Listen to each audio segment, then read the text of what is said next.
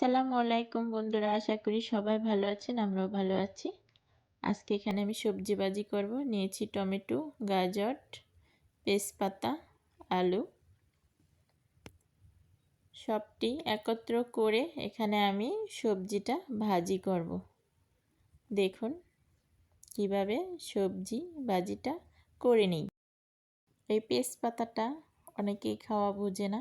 দেখুন এটাকে বলে পেঁয়াজের। আমি এখানে দুইটা শব্দই উচ্চারণ করব। কলিজার মাইটা, এই শব্দটা একজনে একভাবে পরিচিত। বাজিটা শুরু থেকে ভিডিও করতে ভুলে গেছি, খেয়াল ছিল না। এখানে আমি কি কি দিয়েছি বলে দিব।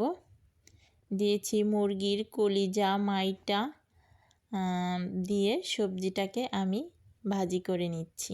প্রথমে পেঁয়াজ, কাঁচামরিচ, আদা বাটা, সাথে একটু বোম্বাই মরিচ কুচি দিয়ে মুরগির কলিজা দিয়ে আমি আজকের ভাজিটা করছি। এভাবে ভাজিটা করলে অনেক স্বাদ হয়, খেতেও খুব ভালো লাগে। দেখুন বন্ধুরা, ভাজিটা হতে থাক, তারপর আপনাদেরকে দেখাবো। এভাবে ঢাকা দিয়ে রাখবো কিছুক্ষণ, আবার কিছুক্ষণ পরে আমি এভাবে নেড়ে নিব। লোয়াজে ভাজিটা করলে একদম সুন্দর হয়, ভালোভাবে গলে যায়। দেখুন